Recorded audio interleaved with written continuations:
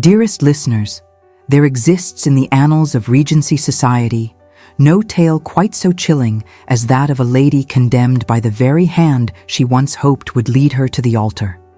Today, your humble chronicler brings you the most haunting tale of betrayal, injustice, and a love that survived even the shadow of the gallows. Should this chronicle of passion and peril move your heart, I beg you might share your thoughts in the comments below, and perhaps recommend this tale to fellow devotees of romance by pressing that subscribe button. For the best stories, like the finest aged port, are meant to be shared and savored in good company. The spring of 1814 had arrived in London with all its usual promise of renewal, though for Miss Isabel St. Fair, the season brought more anxiety than anticipation. She resided in the modest townhouse of her maternal aunt, Mrs. Philippa Weatherby, a widow of limited means whose circumstances had been reduced by unfortunate investments. The house on Wimpole Street spoke quietly of genteel poverty in its faded curtains and carefully mended upholstery. At 22, Isabel possessed that rare grace which poverty sometimes bestows, a composure suggesting breeding rather than fortune. She had inherited her late father's fine features: gray eyes the color of morning mist over the Thames, dark chestnut hair catching amber lights in candlelight, and a countenance marked by the subtle tension of financial worry. Sir Matthew St. Fair had been a baronet of ancient lineage but modest estate, and his death 4 years prior had left his only daughter with little more than her name and her aunt's reluctant protection. Mrs. Weatherby reminded her niece frequently of the burden such guardianship imposed, making pointed observations about marriageable young ladies who had secured advantageous matches during previous seasons. The Tun had initially welcomed Sir Matthew's daughter into its lower circles, but her position remained precarious, too well-born to be ignored, too impoverished to be seriously courted by gentlemen of property. During a musical at Mrs. Davinia Thornfield's home in late March, Isabel's fortunes had appeared to take an unexpected turn. Lord Edmund Carrington had entered the drawing room with an air of innate command that caused conversations to falter and mothers to straighten in their seats.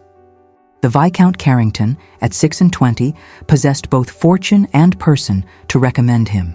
Estates in Derbyshire and Kent yielding £8,000 per annum, along with strong features and the easy confidence of one who had never known want. Through a series of circumstances involving a spilled cup of orgeat and Mrs. Thornfield's intervention, Isabel had found herself conversing with his lordship during the interval. When she offered a thoughtful observation about Mozart's genius for combining mathematical precision with emotional depth, his expression had shifted from polite attention to genuine interest. What followed had been 3 months that Isabel would later recall with painful clarity. Lord Edmund had begun calling upon her, always properly with Mrs. Weatherby present, during the prescribed hours between 3 and 5 o'clock. He had secured her hand for 2 dances at the Marchioness of Queensberry's ball. He had encountered her with suspicious frequency during her morning walks in Hyde Park, when she exercised the neighbor's spaniel in exchange for reduced rent. Mrs. Weatherby had been beside herself with cautious jubilation. Other ladies of their acquaintance had treated Isabel with new envy and speculation. Even the patronesses of Almack's had begun to notice her. Lord Edmund had sent thoughtful flower arrangements with literary quotations, recommended books, discussed poetry, and listened to her observations with attention that suggested he valued her mind as well as her person. She had been foolish enough to imagine he might be falling in love with her. The destruction of that hope had arrived in mid-June with the appearance of Lady Sienna O'Brien at a soirée. The Irish beauty had swept into London society like a summer storm, all vibrant auburn hair, emerald eyes, and wild grace suggesting wind-swept cliffs rather than measured propriety. She was the daughter of an Irish earl, possessing impeccable lineage and a dowry rumored to be £15,000. More devastatingly, she possessed that ineffable quality of fascination that made her the center of any gathering. Isabel had been standing near a column when Lord Edmund first laid eyes upon Lady Sienna. She had watched his expression transform, watched the polite attention he had so recently bestowed upon her transfer to the Irish beauty with an intensity that felt like a physical blow. Within a week, Lord Edmund had ceased his visits to Wimpole Street. Within a fortnight, he was seen driving Lady Sienna through Hyde Park in his curricle, a public declaration of courtship that left no room for misunderstanding. Within 3 weeks, whispers filled every drawing room that the Viscount Carrington would shortly offer for the Irish Earl's daughter. Mrs. Weatherby had been devastated on her niece's behalf, though her distress manifested in tight-lipped silence, somehow worse than recrimination. Isabel had borne the humiliation with outward composure, holding her head high even as she felt pitying and speculative glances following her movements. The cut had been delivered without malice. Lord Edmund had made no promises, had never formally declared himself. Yet the pain felt no less acute for being socially sanctioned. She had truly believed he cared for her. That was the worst of it. Not the loss of potential security, but the crushing disappointment of having misread what she thought was genuine feeling. It was in this state of wounded pride and suppressed heartbreak that Isabel had encountered Lady Constance Hartley at a garden party in early July. Lady Constance Hartley had been widowed 2 years prior, and at 31 possessed both considerable personal beauty and the freedom that widowhood granted to women of means. Her late husband had been a wealthy merchant who had purchased his baronetcy and promptly died, leaving his considerably younger widow with substantial fortune and burning desire to ascend higher in the social hierarchy. Lady Constance had approached Isabel at the Richmond garden party with a smile of sympathetic understanding that women sometimes offer fellow sufferers. She had been elegantly dressed in pale lavender silk that set off her golden hair and china blue eyes to perfection. Her features were delicate, almost ethereal, yet something in the set of her mouth suggested steel beneath the pretty exterior. The widow had settled beside Isabel with a rustle of expensive fabric and a sigh speaking of shared feminine tribulation. She had begun by commenting on the garden's beauty, then moved with practiced ease to observations about the season's notable matches, and finally, with all the appearance of spontaneous sympathy, had remarked upon how difficult it must be for Miss St. Fair to witness Lord Carrington's pursuit of Lady Sienna after his attentions had been so marked in the spring. Isabel, caught off guard by this direct acknowledgement of her humiliation, had responded with more honesty than wisdom. She had admitted that she had perhaps been foolish to read more into his lordship's civility than warranted, confessed that she ought to have known better than to imagine a gentleman of such consequence could seriously consider a lady of her diminished circumstances. Lady Constance had listened with deep understanding, occasionally offering sympathetic touches upon Isabel's hand. Then she had revealed, with convincing detail, that she too had once hoped to secure Lord Edmund's regard, that he had called upon her during her mourning period, seemed to offer promise of something more, and had withdrawn his attentions with the same abruptness Isabel had experienced. She spoke of his character with mixture of admiration and criticism, praising his honor whilst suggesting a certain fickleness of heart, a tendency to be dazzled by novelty rather than valuing steadier qualities. The picture Lady Constance painted was of a man who enjoyed the chase more than the capture.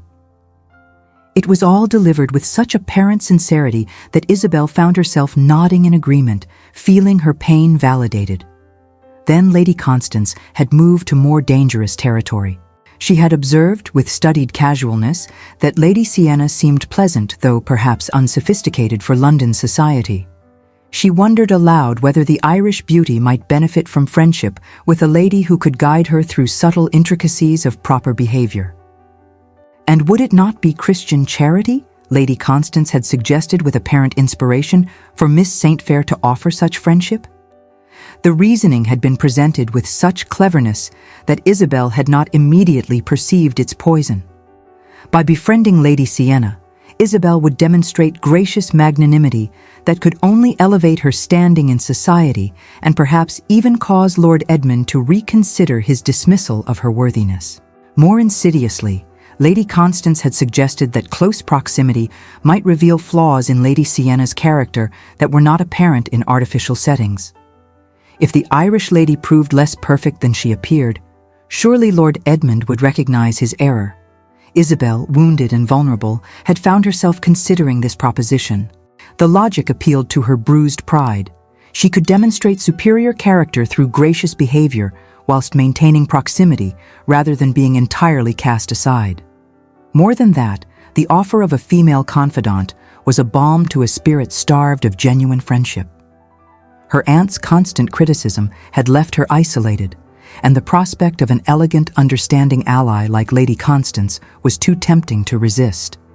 She did not see that Lady Constance Hartley was positioning her as the perfect scapegoat for a crime not yet committed. Over the following weeks, Isabel had indeed cultivated Lady Sienna's acquaintance.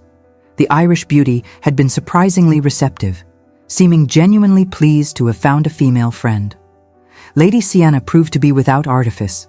Her charm stemmed from genuine warmth, and her attachment to Lord Edmund appeared sincere. She spoke of him with mixture of admiration and tentative affection, suggesting she was falling truly in love, and expressed anxiety about navigating English society as his future Viscountess. These conversations ought to have made Isabel retreat.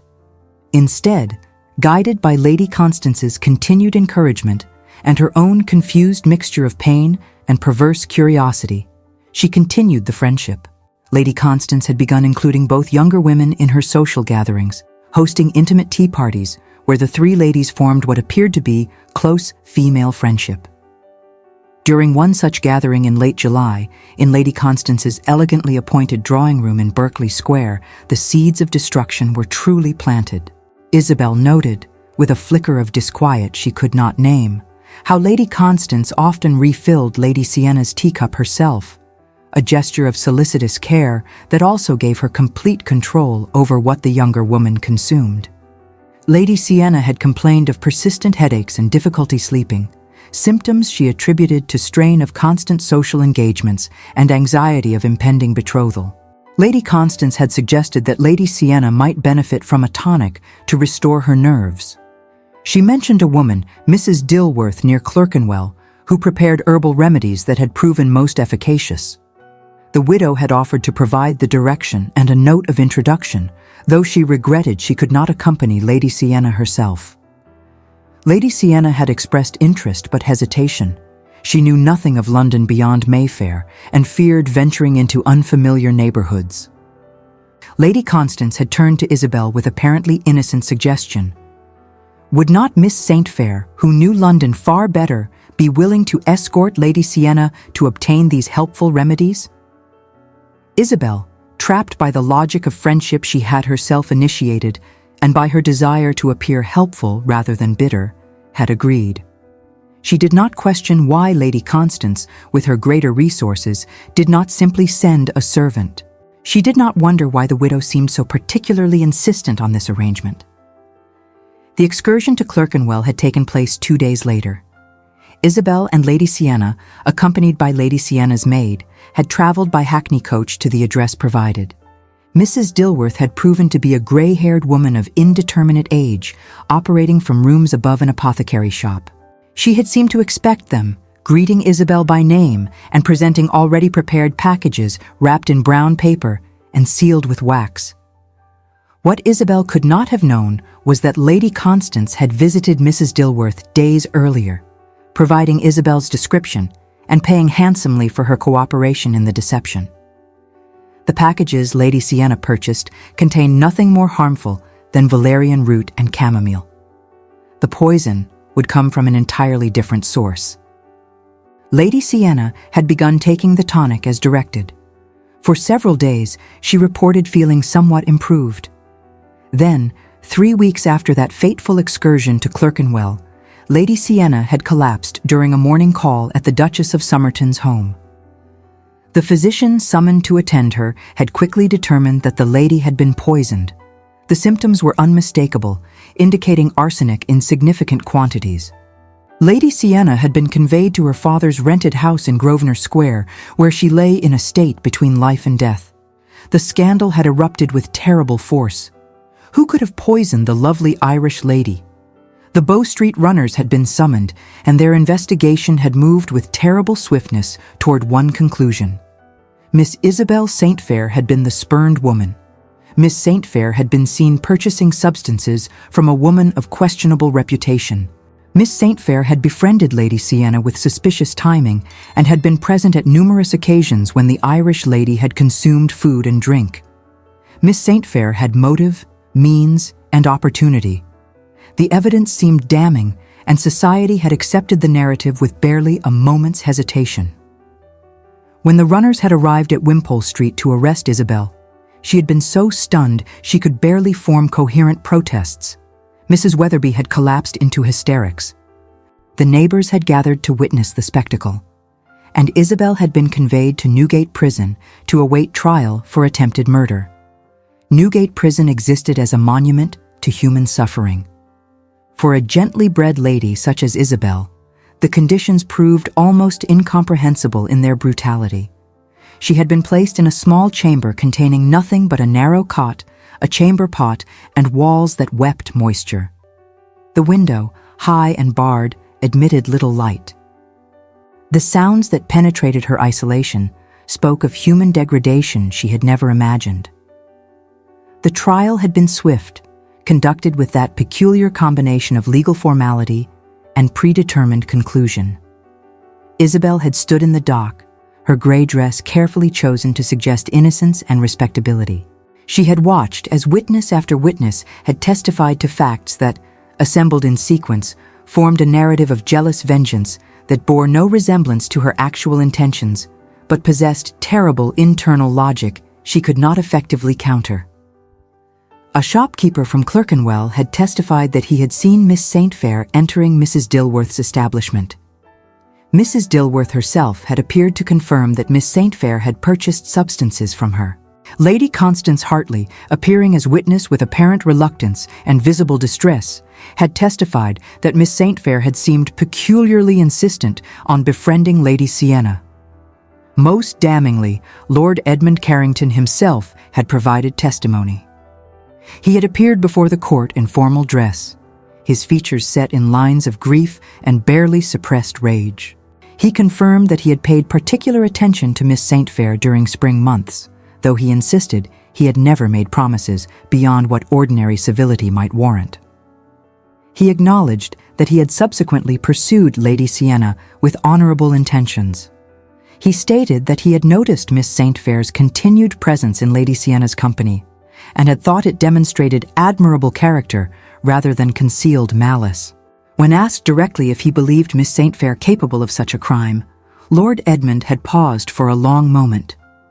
His dark eyes had met Isabel's across the courtroom, and in them she had seen disappointment, betrayal, and the particular pain of a man who believes he has been deceived. He had answered that he could not claim to truly know Miss St. Fair's character, that perhaps none of them had known her as well as they had imagined. He spoke the words as if they were shards of glass in his throat, each one a betrayal of the instinct that screamed in silent protest. He had stated that the evidence spoke for itself. It was a careful answer, neither explicitly condemning nor defending, but its effect had been utterly damning. Isabel's defense had been heartbreakingly inadequate. Her solicitor had argued that his client's character spoke against such accusations. He had called Mrs. Weatherby to testify to Isabel's gentle nature. But Isabel's defense had no alternative explanation for the evidence. She could not explain why Lady Constance would wish to harm Lady Sienna. She could only protest her innocence with increasing desperation whilst the weight of circumstantial evidence mounted against her. The jury had deliberated for less than 2 hours before returning a verdict of guilty. The judge had sentenced her to death by hanging. The execution was scheduled for 3 weeks hence. Isabel had been returned to Newgate in a state of shock so profound that she moved as though trapped in a nightmare. The reality seemed impossible to comprehend. She, who had never deliberately harmed another soul, was condemned to die for a crime she had not committed. The days that followed her sentencing had taken on a quality of surreal horror. Mrs. Weatherby had visited once, weeping so violently that the jailer had removed her. The elderly woman had been unable to meet Isabel's eyes, and her niece had understood that even her own aunt harbored doubts about her innocence. The prison chaplain had urged her to confess her sin, to seek absolution whilst time remained. When she had insisted with desperate intensity that she was innocent, he had patted her hand with condescending sympathy. Isabel had existed in a state of numb despair, her mind circling endlessly through events that had led to her condemnation, searching desperately for some explanation she had missed. She replayed every conversation with Lady Constance, every moment of that excursion to Clerkenwell. She could find no answer. The nights were worst. In the darkness, Isabel was left alone with knowledge of what awaited her. The cart ride through jeering crowds, the platform erected just outside Newgate Prison itself, the rough hemp rope, the moments of choking struggle. The thought of such a death filled her with terror so profound that she sometimes found herself unable to breathe. She thought often of Lord Edmund during those dark hours. She remembered the way he had looked at her during spring months, the conversations they had shared, the hope she had allowed herself to feel. She remembered, with bitter clarity, his face in the courtroom, the disappointment and disgust in his expression as he had regarded her. She had loved him. She realized now with the clarity of impending mortality. She had truly loved him, and he believed her capable of attempted murder. As the days passed and her execution date approached, Isabel found strange calm settling over her terror. If she must die, she would do so with dignity. She would not confess to a crime she had not committed. She would face death as her father's daughter, as a saint fair, with whatever courage she could summon. It was on the morning of her final day, as gray dawn light filtered through the high window, that Isabel heard unusual commotion in the corridor outside. Raised voices, rapid footsteps, the jailer's protests giving way to someone's insistent demands. The door to her cell was flung open with violence that made her flinch. There, framed in the doorway, stood Lord Edmund Carrington. He was disheveled in a way she had never seen him, his cravat loose, his dark hair disordered, his eyes wild with some emotion she could not immediately identify. He stared at her for a long moment, breathing heavily as though he had been running.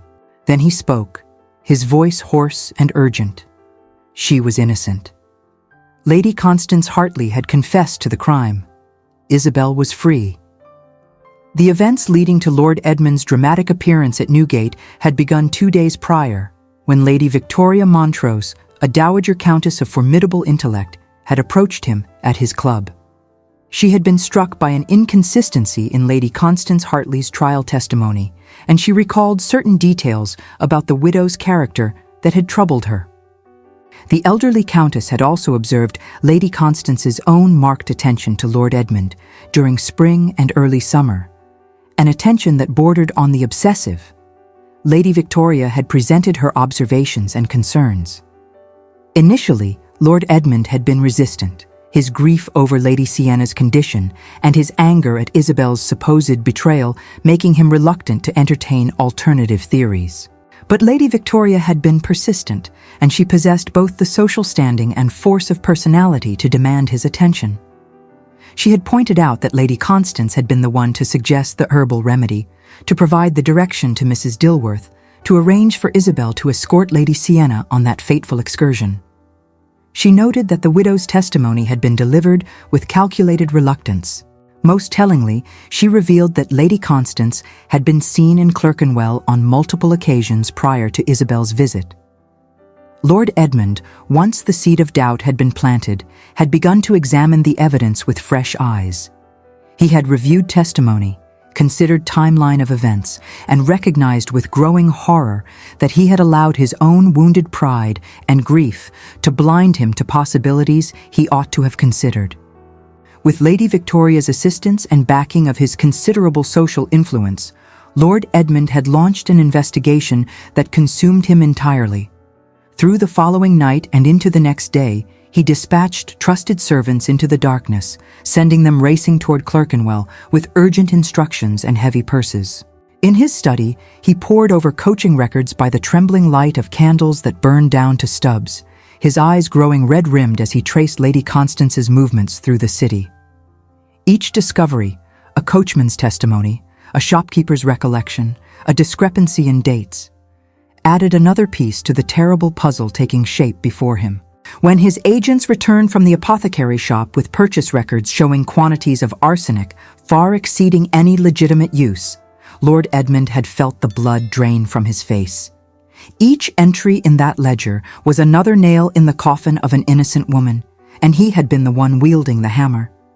The horror of what he had done, what he had nearly allowed to be completed, threatened to overwhelm him even as it drove him forward with desperate urgency. He had sent trusted servants to locate and question Mrs. Dilworth, offering substantial sums for honest testimony. Most damningly, when his agents had searched the apothecary shop, they had discovered those damning purchase records, quantities purchased using funds traced back to a banking account controlled by Lady Constance Hartley. Mrs. Dilworth, confronted with this evidence and offered immunity from prosecution, had broken down and confessed her role in the scheme. Lady Constance had approached her months earlier with a proposal. She would pay handsomely for the woman's cooperation in a plan to discredit a rival. Mrs. Dilworth was to prepare harmless herbal tonics and give them to a young Irish lady who would be brought to her by Miss Saintfair. But Mrs. Dilworth had grown suspicious when news of Lady Sienna's poisoning had spread. She had recognized the symptoms and realized that Lady Constance's intentions had been far darker than represented. The gray-haired woman had been terrified into silence by the widow's subsequent visit, during which Lady Constance had made veiled threats. Only the promise of protection and immunity had finally loosened Mrs. Dilworth's tongue. Armed with this information, Lord Edmund had confronted Lady Constance Hartley at her residence in Berkeley Square. He had arrived unannounced, bypassing her butler through sheer aristocratic authority. He had found the widow in her drawing room, dressed for a soirée she was to attend that night. Lord Edmund had presented the evidence systematically: testimony from Mrs. Dilworth, records from the apothecary, witness accounts of her visits to Clerkenwell, inconsistencies in her trial testimony. He had watched as Lady Constance's beautiful face had transformed, the mask of sympathetic concern falling away to reveal something cold and calculating beneath. Initially, the widow had attempted denial. She had expressed shock that his lordship could credit such accusations. But as Lord Edmund had continued his relentless presentation of facts, her protests had become weaker, more desperate. Then, as the reality of her situation became undeniable, Lady Constance's demeanor had shifted entirely. The pretense of wounded innocence had evaporated, replaced by hard fury that made her scarcely recognizable. She had stood from her chair, her china blue eyes glittering with intensity bordering on madness, and had unleashed a torrent of justification and accusation. She had loved Lord Edmund, she declared with fierce possession. Loved him with a passion he had been too blind to recognize. She had waited patiently through her mourning period, had made herself available to him, but he had ignored her, had wasted his attention on that impoverished nobody Isabel Saintfair, then transferred his regard to that Irish upstart who had no understanding of English society. Lady Sienna had needed to be removed. Once the Irish beauty was gone, once Lord Edmund's infatuation had been eliminated, he would have turned his attention back to eligible ladies of his own sphere. And who better than Lady Constance herself, who possessed beauty, fortune, and sophistication? As for Isabel, the widow had continued with venomous satisfaction. That scheming little fortune hunter had deserved everything that befell her. It had been almost too easy to manipulate her into the role of scapegoat. Lady Constance had described her plan with the pride of an artist discussing a masterpiece.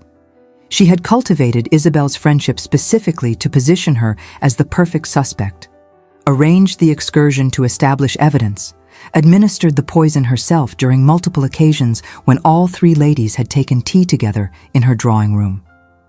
It had been, the widow had declared with twisted satisfaction, a perfect crime. Even now, Lady Constance had insisted with desperate conviction, even with her confession, she had acted out of love for him. Lord Edmund had immediately summoned the authorities. Lady Constance Hartley had been taken into custody while screaming accusations and professions of love that chilled the blood of all who heard them. It was with this knowledge, and with legal documents necessary to secure Isabel's immediate release, that Lord Edmund had rushed to the prison in those early morning hours. Now, standing in the doorway of her cell, seeing her pale face and the shadows beneath her eyes, Lord Edmund felt the full weight of his failure crash upon him. Isabel stared at him in silence, unable to process the words he had spoken. Free. She was free. Lady Constance had confessed. The nightmare was over. But as relief began to penetrate the numb shell of despair she had constructed around herself, another emotion rose with it, a fury so intense it made her hands shake. Lord Edmund approached her slowly, attempting to take her hand, but Isabel recoiled from his touch as though it burned. She stood from her cot, drawing herself to her full height despite her weakened state, and looked at him with eyes that held no forgiveness.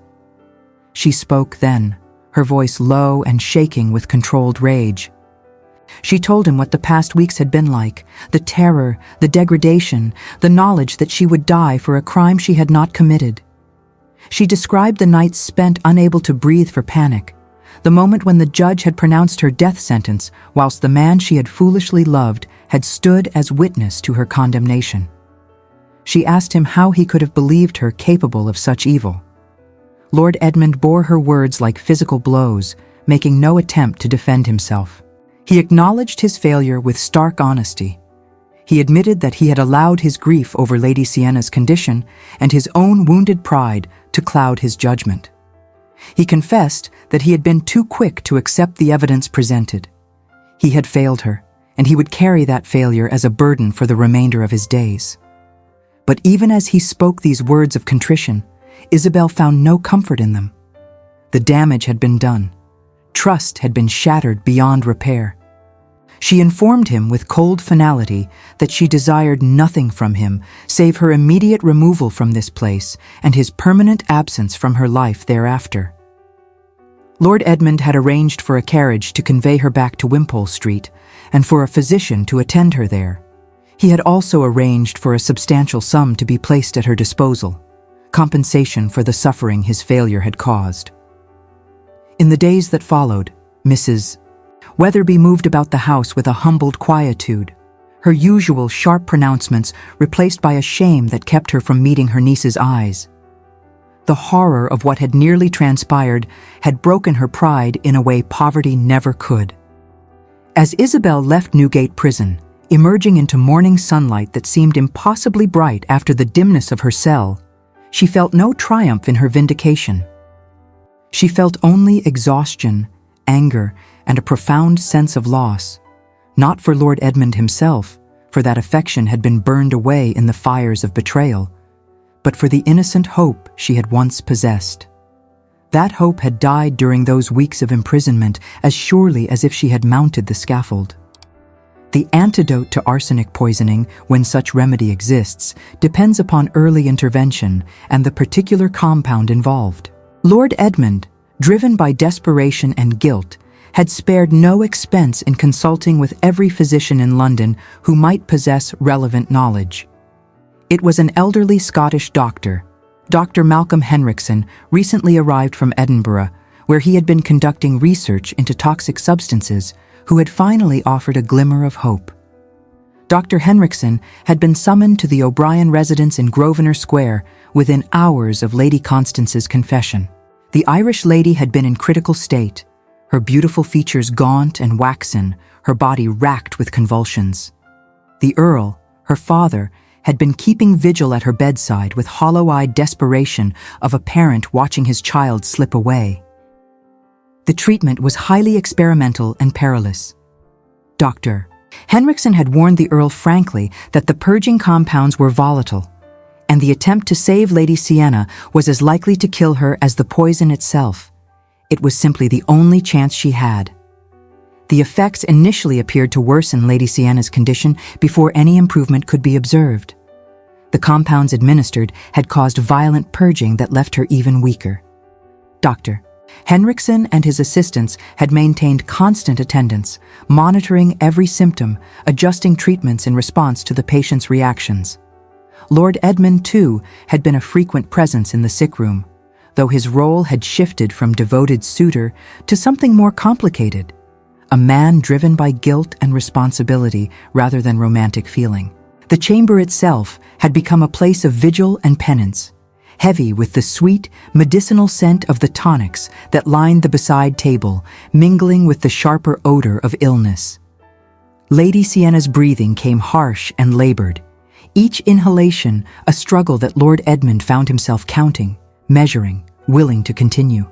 He watched the Irish beauty who had once danced with such vivacity, now reduced to fragile stillness against white linens, her auburn hair dark with perspiration, her emerald eyes closed more often than open.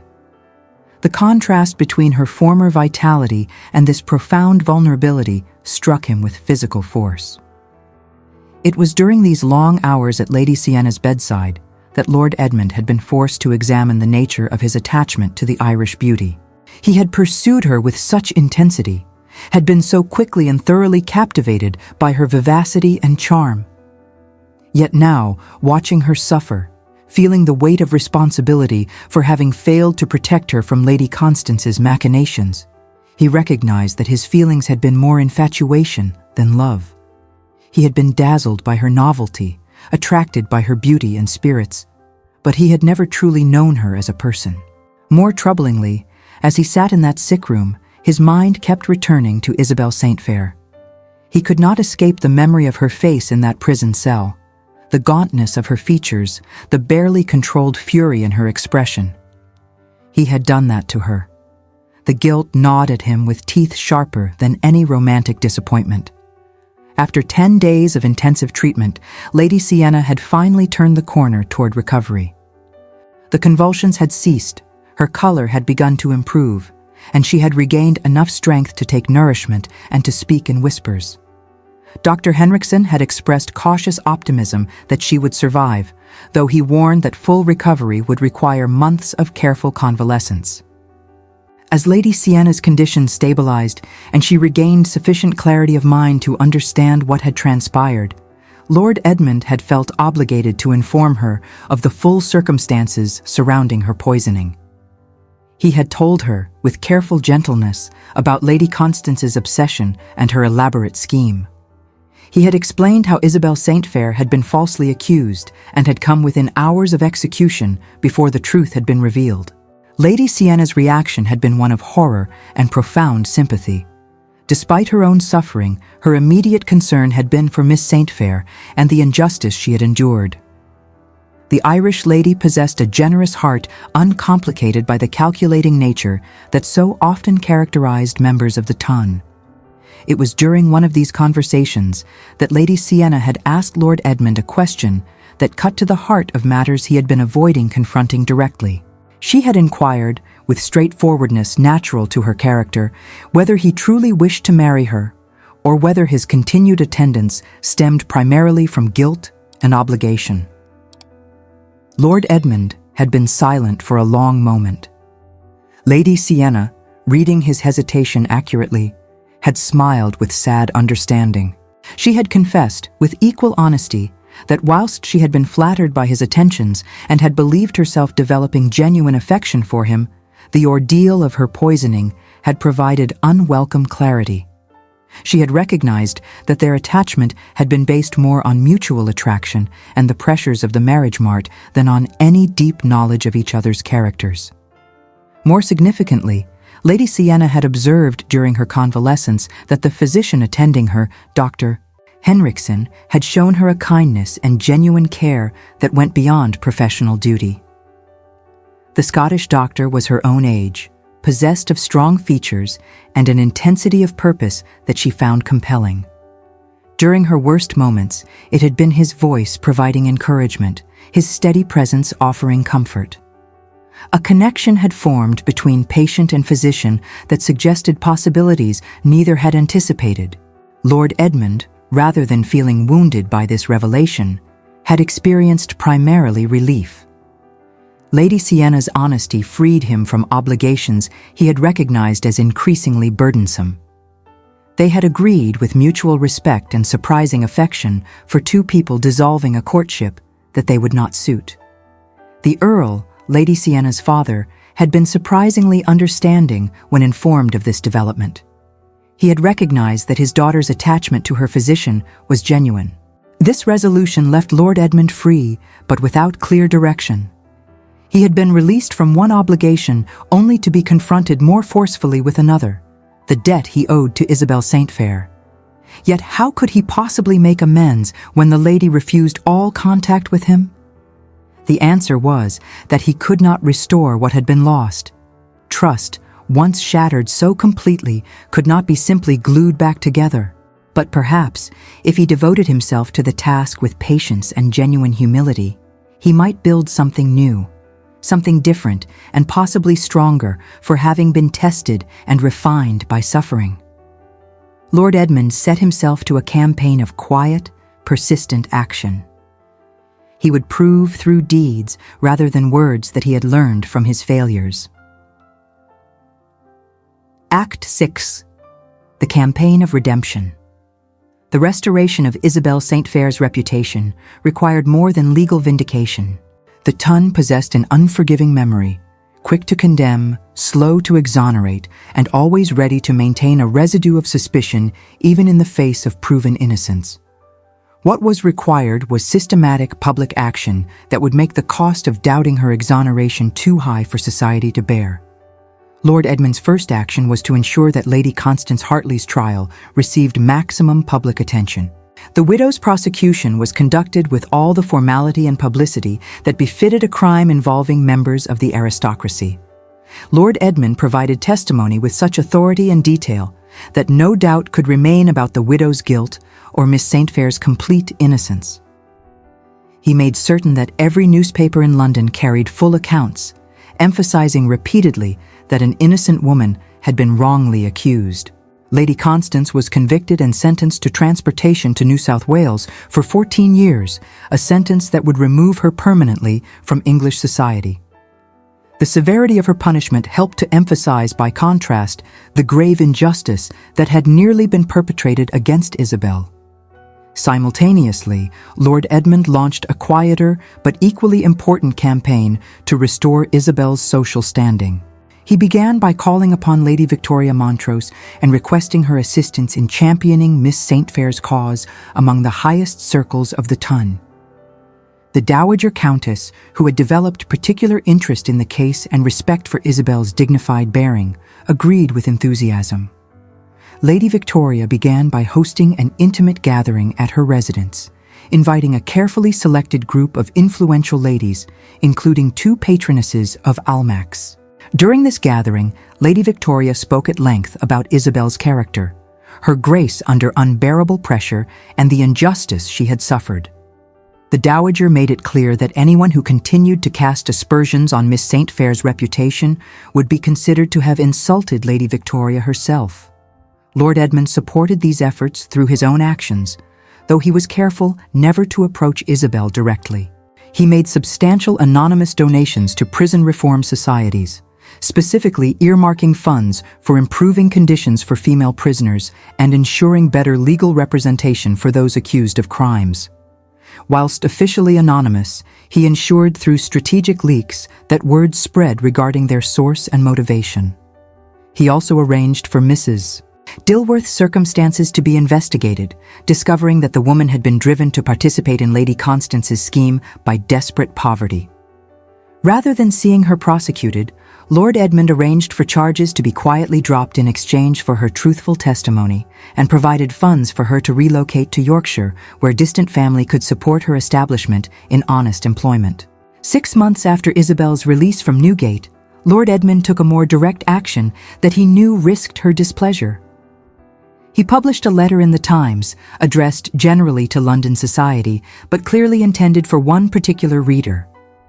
In this letter, he publicly acknowledged his failure to believe in Miss St. Fair's innocence when the evidence of her character should have outweighed circumstantial proof of guilt.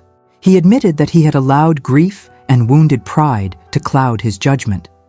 He stated clearly that Miss St. Fair was a lady of impeccable character who had been grievously wronged. The letter was widely read and discussed throughout London. The effect was precisely what he had intended. It became impossible for anyone in society to continue questioning Isabel's innocence without implicitly accusing a viscount of either lying or being a fool. Yet despite all these efforts, despite the restoration of her reputation and improvement of her material circumstances, Isabel remained isolated and withdrawn. Reports Lord Edmund received suggested that she moved through her days with mechanical efficiency, but without joy, as though something essential in her spirit had been damaged beyond repair. It was Lady Victoria Montrose who finally intervened directly. The Dowager Countess called upon Isabel at Wimpole Street and requested a private audience. When the two ladies were alone, Lady Victoria spoke with characteristic directness about Lord Edmund's efforts on Isabel's behalf and his scrupulous respect for her desire to avoid his company. The Dowager suggested, with gentle but firm wisdom, that whilst Isabel's anger was entirely justified, there might come a point when refusal to forgive became more burdensome than the original injury. Isabel listened with courtesy and genuine gratitude for the woman's intervention in uncovering the truth. But when she responded, her voice carried an edge of pain that made clear the depth of damage that had been done. She explained that it was not a simple matter of withholding forgiveness out of spite. The issue was one of trust destroyed so completely that she could no longer imagine rebuilding it. Lord Edmund had believed her capable of murder based on circumstantial evidence. How could she ever trust his regard again? Isabel asked with quiet intensity, when she now knew how fragile that regard had been. How could she believe in his professed contrition when she had once believed in his professed interest, and that belief had proven so painfully mistaken? Lady Victoria had not argued against these points, recognizing their validity. Instead, she had suggested that Isabel might benefit from a period away from London, somewhere she could begin to heal without constant reminders of her ordeal. The Dowager mentioned that she maintained a residence in Bath that stood empty most of the year. Would Miss St. Fair consider accepting the use of this house for a season or two? Isabel had been initially reluctant to accept what seemed like charity, but Lady Victoria had presented it as a favor. The house needed occupation to prevent deterioration. With some persuasion, and with Mrs. Weatherby's encouragement, Isabel had finally agreed. When Lord Edmund learned of Isabel's planned removal to Bath, he had experienced conflicting emotions. Relief that she would be away from the scene of her suffering, but also profound disappointment that physical distance would make any possibility of reconciliation even more remote. What Lord Edmund did not know was that Isabel's withdrawal from London was motivated by more than simply a desire to escape painful memories. She was fleeing from feelings that terrified her, the recognition that despite everything, despite the betrayal and the suffering, some part of her heart remained stubbornly, foolishly attached to the man who had condemned her. She hated herself for this weakness. Distance, she hoped desperately, would finally allow her to excise this unwanted affection. The city of Bath in autumn possessed a gentler beauty than London's harsh grandeur. The honey-colored stone of its Georgian architecture glowed warmly in slanting light, and the surrounding hills were painted with russet and gold of turning leaves. Isabel found in it a measure of peace she had not known in months. Lady Victoria's residence proved to be a charming townhouse on Queen Square, furnished with taste, but not ostentation. Mrs. Weatherby had accompanied her niece to Bath, and the elderly woman seemed to relax in the calmer atmosphere, the worst of the tension between them gradually easing. Isabel had begun to venture out more frequently, attending concerts at the assembly rooms, taking the waters at the pump room, walking in the Sydney Gardens. She was slowly, painfully rebuilding some capacity for ordinary life, though she recognized that a fundamental innocence had been lost. It was several weeks into her residence in Bath that Isabel received an unexpected letter. It had been delivered through Lady Victoria, and the Dowager had presented it with the observation that Miss St. Fair was under no obligation to read it if she preferred not to. The letter was from Lord Edmund Carrington. Isabel had held that sealed letter for 2 days before finding the courage to break the wax. When she finally did, she found not the pleading protestations of affection she had half expected, nor elaborate justifications for his conduct. Instead, Lord Edmund had written with stark honesty about his recognition of her right to refuse all contact with him, but his hope that she might allow him to explain certain matters that affected her material security. He had discovered, through his investigation of Lady Constance's affairs, that the widow had been in possession of documents belonging to Isabel's late father. These documents indicated that Sir Matthew Saintfair had been owed substantial sums by various gentlemen for debts of honor they had never paid, debts that, if collected, would restore Isabel to comfortable independence. Lord Edmund had taken it upon himself to pursue these debts, using his own influence and resources to encourage payment. The letter explained that these collected funds had been placed in trust for Miss Saintfair's benefit, managed by reputable solicitors whose names and direction were provided. The sum was sufficient to provide her with an independent income that would allow her to maintain her own establishment without dependence on anyone. Lord Edmund made clear that this money was rightfully hers, that he had merely facilitated its recovery. The letter concluded with a request that she might, if she found it possible, allow him a single meeting. Not for the purpose of pleading his own cause or seeking her forgiveness, but because there were things he needed to say to her that could not be adequately conveyed through written correspondence. If she declined, he would respect her decision absolutely. Isabel had read and reread this letter. The recovery of her father's debts meant she would no longer be dependent on anyone. It was a freedom she had never imagined possessing. But the question was whether she could bear to face Lord Edmund again. After a week of agonizing deliberation, Isabel wrote a brief response. She agreed to meet with Lord Edmund Carrington, but only under specific conditions. The meeting would take place at Lady Victoria's residence, with the Dowager present. It would be of limited duration, no more than 1 hour, and it would represent their final interaction. Lord Edmund's reply had come swiftly. He agreed to all her conditions without hesitation and proposed a date 2 weeks hence. Those 2 weeks passed with excruciating slowness. Isabel found herself unable to settle to any activity, her mind constantly rehearsing what she might say. The day of the meeting arrived with gray December skies that matched Isabel's turbulent emotions. She dressed with particular care, choosing a gown of deep blue wool that conveyed dignity and composure. She noted with satisfaction that the shadows beneath her eyes had faded and her features had regained some of their former fullness. She would face Lord Edmund not as the broken woman he had last seen in Newgate, but as someone who had survived. When Lord Edmund Carrington was announced, Isabel felt her breath catch. He entered the room and stopped just inside the doorway, his eyes finding hers immediately. The months since she had last seen him had marked him visibly. He appeared thinner, the aristocratic planes of his face more pronounced, and there were lines of care around his eyes that had not been present before. But it was the expression in those dark eyes that arrested her, an intensity of feeling barely restrained, a vulnerability she had never before witnessed in him. He bowed with perfect correctness, his voice carefully controlled but rough with emotion. He thanked Miss Saintfair for agreeing to see him, acknowledging that she granted him more grace than he deserved. He greeted Lady Victoria with genuine warmth. The three of them settled into their arranged seats, and for a moment, silence hung in the room. Then Lord Edmund began to speak, and once started, the words flowed from him with the force of long suppression finally released. He told Isabel that he had spent every day since her imprisonment, examining his failure, trying to understand how he could have been so blind. He acknowledged that there was no adequate excuse for his conduct. Grief over Lady Sienna and anger at being deceived might explain, but could not justify his willingness to believe the worst of Isabel without truly investigating. He confessed that his wounded pride had clouded his judgment.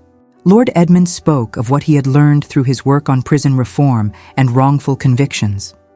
He had met dozens of people who had been falsely accused, had heard their stories, had recognized in their experiences echoes of what Isabel had endured. The work had become not merely an act of penance, but a genuine calling. But beyond these public efforts, Lord Edmund continued. He needed Isabel to understand something more personal. During the months of his courtship of her in the spring, he had felt something he had never before experienced, a sense of genuine connection that went beyond surface attraction. Their conversations had engaged his mind and touched something deeper in his spirit. When he had looked at her, he had begun to imagine a future that excited rather than merely satisfied him. He had been falling in love with her, though he had not possessed the wisdom to name that feeling or the courage to act upon it with decisiveness. Then Lady Sienna had appeared, and Lord Edmund admitted with painful honesty that he had been dazzled by her novelty. He had transferred his attentions to the Irish lady not because his feelings for Isabel had been false, but because he had been a fool who did not recognize the value of what he was abandoning until too late. His pursuit of Lady Sienna had been shallow, where his growing attachment to Isabel had possessed depth, but he had been too immature to recognize the difference. When Lady Sienna had been poisoned and evidence had pointed to Isabel, Lord Edmund confessed that he had wanted desperately not to believe it. But the evidence had seemed overwhelming, and he had allowed himself to be convinced because some dark part of him had felt he deserved such betrayal. He had testified, as he had not out of certainty of her guilt, but out of complex mixture of grief, confusion, and paralyzing recognition, that he bore responsibility. Lord Edmund's voice had grown hoarse as he spoke of his horror upon discovering the truth. The knowledge that he had condemned an innocent woman, that he had contributed to her conviction and near execution, had devastated him. The image of her face in that prison cell would haunt him for the remainder of his days. Not because he sought to wallow in guilt, but because he never wanted to forget the cost of his failure. He loved her, Lord Edmund stated with quiet intensity. He loved her with a depth and certainty that his earlier shallow attachments had never approached. He loved her character, her dignity in the face of unbearable injustice, her strength. He loved her mind, her compassion, the person he had been privileged to glimpse. But Lord Edmund made clear that he offered this declaration not as a plea for reciprocation, but simply as truth she deserved to know. He recognized that his failure had destroyed any possibility of trust between them. He understood that love could not exist without trust, and trust once shattered so completely could not be simply wished back into existence. He did not expect her to forgive him. He wanted only for her to know that she had been loved, and that she deserved to be loved far better than he had proven capable. When Lord Edmund finished speaking, silence filled the room. Lady Victoria sat quietly, her elderly eyes bright with unshed tears. Isabel remained motionless, her hands clenched in her lap, her face pale but composed. Then it was Isabel's turn to speak, and when she did, her voice was steady despite the emotions churning within her. She acknowledged that she believed Lord Edmund's remorse was genuine, that his efforts at reform demonstrated real commitment to change. She recognized that he had been manipulated and that he had acted from misguided conviction rather than malice. But belief in his sincerity and recognition of mitigating circumstances did not erase the fundamental truth of what had occurred. Isabel described what those weeks in Newgate had been like. The terror, the degradation, the nights when she had been unable to breathe for panic. She spoke of standing in court and seeing him testify, watching the man she had loved confirm society's worst judgment of her character. She explained how that betrayal had cut deeper than the wrongful accusation itself, how it had taught her that she could not trust her own judgment about people or about love. She told him that she had tried to hate him during those dark weeks, had wanted to hate him because hatred was simpler than the complicated tangle of love and betrayal and hurt that actually consumed her. But she had discovered that she could not manage genuine hatred, only a profound disappointment that was somehow worse. Yet as Isabel spoke, as she watched Lord Edmund bear her words without flinching or attempting to defend himself, as she saw the genuine anguish in his expression, something within her began to shift. She recognized that he was not the same man who had testified against her. Suffering had refined him, forced him to examine himself with brutal honesty, transformed him into someone capable of genuine humility. And she recognized, with reluctant honesty of her own, that she was not the same woman who had been arrested those months ago. She had been tested in ways that had stripped away illusions, but had also revealed reserves of strength she had not known she possessed. Trust, once destroyed, could not be simply restored. But perhaps, Isabel heard herself saying with wonder at her own words, perhaps trust could be rebuilt slowly, carefully, through sustained demonstration rather than mere declaration. Perhaps the very fact that they had both been so thoroughly broken meant they understood the preciousness of what they might attempt to create together, something tempered by suffering and therefore stronger for having survived the fire. She was not promising anything, Isabel made clear. She was not forgiving him, not accepting his declaration of love, not agreeing to courtship. But perhaps, and she spoke this word with careful deliberation, perhaps she was willing to allow the possibility of discovering whether redemption was possible, whether they might build something new from the ruins of what had been destroyed. Lord Edmund had looked at her with expression of such hope and gratitude that Isabel felt her breath catch. He had agreed immediately to whatever terms she set, whatever pace she required. He would prove himself through action rather than words, would demonstrate through sustained behavior that he was worthy of the second chance she was tentatively considering. Lady Victoria, who had remained silent throughout these exchanges, had smiled with satisfaction. The Dowager suggested that perhaps Lord Edmund might extend his stay in Bath, that he might call upon Miss St. Fair under proper circumstances, that they might begin the slow process of rebuilding acquaintance with no expectations beyond discovering whether friendship, and perhaps eventually something more, might be possible. The seasons turned with their customary rhythm, but the passage of time meant something different now for Isabel St. Fair and Edmund Carrington. Winter yielded to spring, spring to summer, and with each turning of the calendar, trust was rebuilt in small increments. A morning walk taken together through Sydney Gardens, a conversation that revealed vulnerability on both sides, a moment when Isabel reached for Edmund's hand and found comfort rather than fear in the contact. Edmund did not rush. He understood that trust destroyed so completely required patient reconstruction. He called upon Isabel with scrupulous propriety, always with proper chaperonage, always mindful of her comfort and wishes. He shared with her the progress of his work on prison reform, the letters he wrote to Parliament, the families he had helped through his advocacy. He demonstrated through consistent action that his commitment to justice was not merely performance designed to win her regard, but genuine transformation of character. Isabel, for her part, found herself slowly opening to the possibility she had thought forever closed to her. She observed Edmund's behavior with the careful attention of one who had learned too well the cost of misjudgment, and what she saw convinced her gradually that the change in him was authentic. He had been tested by failure and had emerged from that test as a better man, more thoughtful, more humble, more capable of genuine love than the aristocrat who had courted her so carelessly in the previous spring. It was nearly a year after that first meeting in Bath when Edmund asked Isabel to walk with him in the gardens one autumn morning. The leaves were turning again, painting the landscape with the same russet and gold that had greeted her arrival in Bath. They walked in comfortable silence until Edmund stopped beside a bench overlooking the river, and there, with voice shaking with emotion, he asked if she might consider becoming his wife. He did not offer flowery declarations or elaborate promises. He simply told her that he loved her, that he had learned from his failures, and that he wished to spend the remainder of his life proving himself worthy of her trust.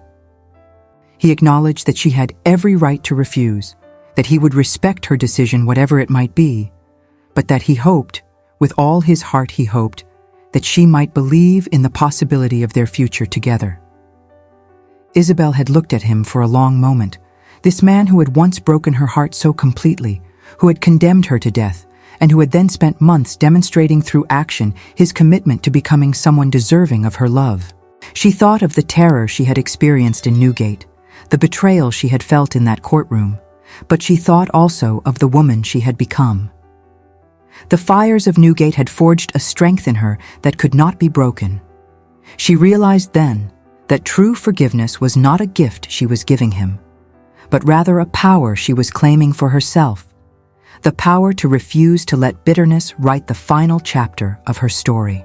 She was choosing to build a future not in spite of her scars, but because of the wisdom they had granted her. She said yes. Their wedding took place quietly in the spring of 1816, not in London where too many painful memories lingered, but at Edmund's estate in Derbyshire. The ceremony was intimate, attended only by family and close friends, including Lady Victoria Montrose, whose intervention had saved Isabel's life and whose wisdom had helped guide them toward reconciliation. Lady Sienna O'Brien, now Dr. Henrikson's wife and happily settled in Ireland, had sent warm congratulations along with regrets that her health did not permit travel. But the marriage itself was only the beginning of what they built together. Edmund and Isabel, united by shared understanding of how fragile justice could be and how easily innocent lives could be destroyed, dedicated themselves to reform. They established a fund to provide legal representation for those accused of crimes who could not afford adequate defense. They worked with parliamentary committees investigating wrongful convictions. They visited prisons and advocated for improved conditions. Their work was not merely charitable gesture or social performance. It was the transformation of their personal tragedy into purposeful action that might spare others similar suffering. They had been broken and then remade, and in that remaking had discovered not only their love for each other, but their shared calling to ensure that the failure which had nearly destroyed them might become the foundation for preventing similar failures in future. Years later, when they sat together in the library of Carrington Hall, watching their children play in the gardens beyond, Isabel would sometimes reflect on the journey that had brought them to this place. She had been wrongly accused, condemned to die, saved at the last moment, and had somehow found the courage to forgive and to love the man whose failure had nearly cost her everything. It should have been impossible, and yet here they were, happy in a way that shallow romance never could have achieved, their bond forged in suffering and tempered by the hard work of rebuilding trust. Edmund would catch her in these moments of reflection, and he would reach for her hand, and they would sit in comfortable silence that spoke of understanding too deep for words. He had learned that love was not simply passion or attraction, but commitment demonstrated through sustained action. She had learned that forgiveness was not weakness, but the highest form of strength. Together, they had transformed injustice into justice, betrayal into redemption, and despair into hope. And so another tale of hearts united reaches its blessed conclusion. Love, it seems, finds a way even through the strictest conventions of proper society, even through the shadow of the gallows, even through betrayal and wrongful condemnation. True love, the kind that survives the severest tests and emerges stronger for having been tried, proves itself not in the ease of courtship, but in the courage of redemption. The Viscount and Viscountess Carrington had discovered this truth through suffering that might have destroyed lesser bonds, and in that discovery had found a happiness more profound than any they might have known had their path been simpler. Their story became whispered legend among the ton, a reminder that justice could fail but love might still triumph, that trust destroyed could be painstakingly rebuilt, and that the deepest connections were those that survived being shattered and were carefully pieced back together with patience, humility, and unwavering commitment. It was a tale that spoke to the best possibilities of the human heart and to the transformative power of love that refuses to accept defeat even in the face of seemingly insurmountable obstacles.